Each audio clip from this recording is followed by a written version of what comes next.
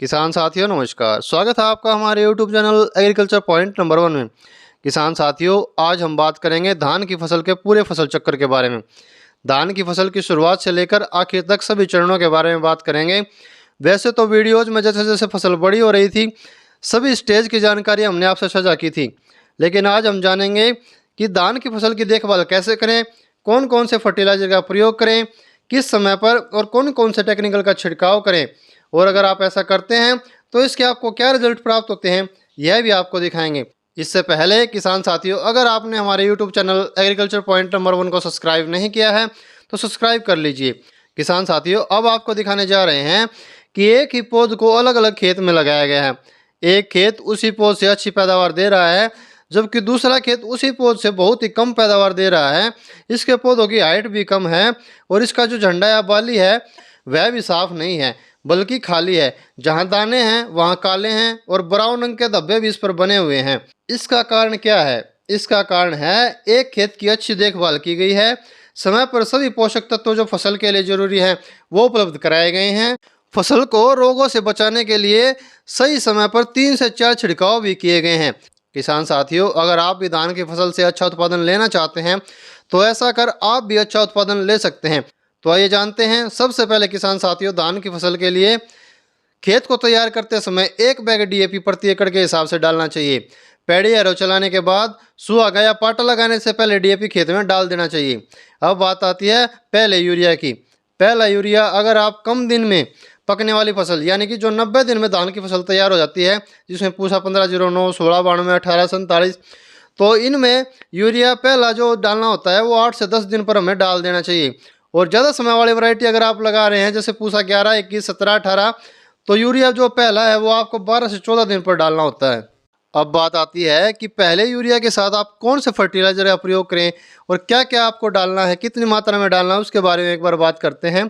तो इसके लिए एक जैविक खाद आता है जो रिच ग्रो के नाम से आता है, बेस्ट एग्रो लाइफ कंपनी का है, इसको प्रयोग करना है। इसके साथ साथ चिलेटेड जिंक जो 12% में आती है उसका प्रयोग भी आपको 250 ग्राम प्रति एकड़ के हिसाब से करना है। एक और टेक्निकल आता है जो सुलू के नाम से आता है, बेस्ट एग्रो लाइफ कंपनी का है। अगर इसके टेक्निकल की बात करें तो इसमें टेबुकोनाजोल 10%, सल्फर 65% होता है। इन सब को मिलाकर पहले यूरिया के साथ आपको डालना है। अब बात आती है दूसरे खाद की। दूसरे खाद के समय की बात करें तो 24 से 25 दिन के जब आपकी फसल हो जाती है उस समय आपको 1 बैग यूरिया लेना है। इसके साथ साथ आपको एक ग्रोथ प्रमोटर जो मोडेस्टो पावर के नाम से आता है, जो मोडेस्टो कंपनी का है, 1 kg प्रति एकड़ के हिसाब से आपको प्रयोग करना है। अपनी फसल को फंगस के रोगों से बचाने के लिए आपको एक फंगिसाइड का प्रयोग करना है जो कैम 75 के नाम से भी आता है, साफ के नाम से भी आता है। इसके टेक्निकल की बात करें तो इसमें कार्बोडाइजम 12% प्लस मैनकोजेब 63% होता है। कीटों से अपनी फसल को बचाने के लिए कीटनाशक का प्रयोग भी आपको करना है जो कि विवगोर के नाम से आता है और भी अलग अलग कंपनियों का अलग अलग नाम से भी आता है। इसका प्रयोग आपको 5 से 6 kg प्रति एकड़ के हिसाब से करना है। इसके टेक्निकल की बात करें तो इसमें थायमेथोक्सम 0.9% प्लस फिप्रोलिन 0.2% होता है। इन सभी को खाद के साथ मिलाकर आपको खेत में डालना है। इसके बाद बात आती है तीसरे खाद की। धान में तीसरा और आखिरी खाद की अगर हम बात करें तो किसान साथियों, कम समय वाली वैरायटियों में 30 से 32 दिन पर जो है इसको आखिरी खाद को डाल देना चाहिए और ज़्यादा समय वाली वैरायटियों में 40 से 42 दिन पर आखिरी खाद को में जो है डाल देना चाहिए। इस समय आपको 1 बैग यूरिया, अगर आप दूसरे खाद में कीटनाशक का प्रयोग नहीं कर रहे हैं तो तीसरे खाद में आपको कीटनाशक का प्रयोग जरूर करना है। इसके साथ साथ अगर आपको अपनी फसल में पीलापन दिखाई दे रहा है तो आपको जिंक 250 ग्राम जो चिलेटेड जिंक 12% में आती है, 250 ग्राम प्रति एकड़ के हिसाब से उसका भी प्रयोग करना है। और इस समय फसल को पोटाश की जरूरत सबसे अधिक होती है, तो इस समय आपको म्यूरेट ऑफ पोटाश 15 से 20 kg तीसरे यूरिया के साथ आपको खेत में डालना है। अगर आपने कीटनाशक नहीं डाला है, कीटनाशक, यूरिया, म्यूरेट ऑफ पोटाश और जिंक को मिलाकर आपने खेत में डाल देना है। ये तो बात हो गई खाद की कि हमने 3 यूरिया जो है वो कैसे डालने हैं। अब बात करते हैं छिड़काव या स्प्रे की। इस साल बारिश न होने की वजह से पत्ता लपेट का अटैक बहुत ही ज़्यादा देखने को मिला है, तो इस वजह से एक छिड़काव अधिक करना पड़ा है। गोब की सुंडी या तना छेदक, यह रोग तो फसल की शुरुआत से लेकर पकने तक छिड़काव करने से कम जरूर हुआ लेकिन कभी ख़त्म नहीं हुआ। इसके लिए एलिसन के नाम से एक सिस्टमेटिक और कॉन्टैक्ट इंसेक्टिसाइड का प्रयोग किया गया है।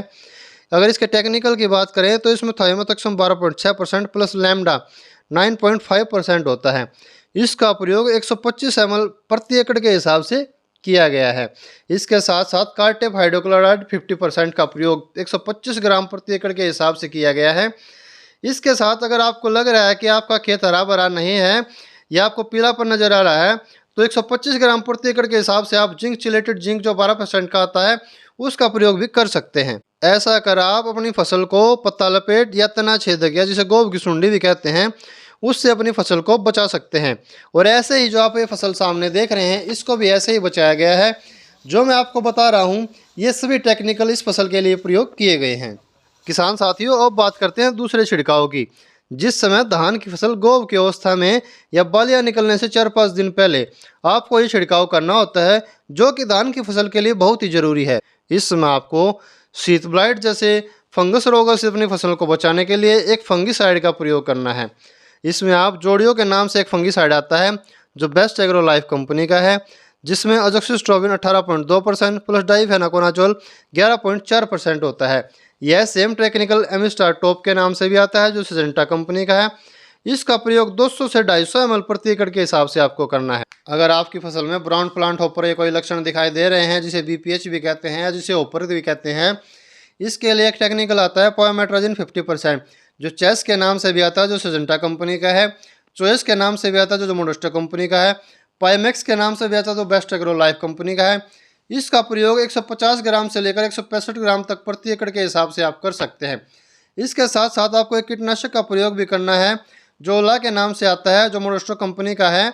160 से 170 ml प्रति एकड़ के हिसाब से आपको इसका प्रयोग करना है। इसके साथ साथ आपको रिच ग्रो का प्रयोग करना है जो बेस्ट एग्रो लाइफ कंपनी का है। यह एक जैविक खाद है जो कि फसल को आखिरी तक हरा भरा रखता है। यह जैविक खाद के रूप में कार्य करता है। इन सभी दवाइयों का घोल अलग अलग तैयार कर आपको 150 से 200 लीटर पानी में प्रति एकड़ के हिसाब से छिड़काव करना होता है। अब बात आती है धान की फसल में बालियां निकलने के बाद कैसे देखभाल करनी है।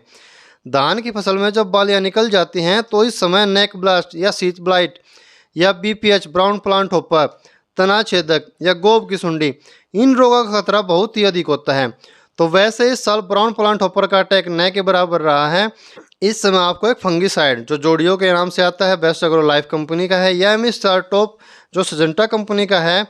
इनके टेक्निकल की बात करें तो इसमें अजोक्सिस्ट्रोबिन 18.2% प्लस डाइफेनाकोनाजोल 11.4%, इनमें से किसी एक का इस्तेमाल आप 200 से 250 ml प्रति एकड़ के हिसाब से कर सकते हैं। ब्राउन प्लांट होपर के लक्षण अगर आपको अपनी फसल में दिखाई दे रहे हैं, धान की अपनी फसल को इस रोग से बचाने के लिए एक्समैन के नाम से एक कीटनाशक आता है जो कि बेस्ट एग्रो लाइफ कंपनी का है, जो कि सबसे बेस्ट टेक्निकल है ब्राउन प्लांट होपर के लिए। अगर इसके टेक्निकल की बात करें तो इसमें डिनोटफ्यूरिन 50% प्लस पायोमेट्राजिन 45% होता है।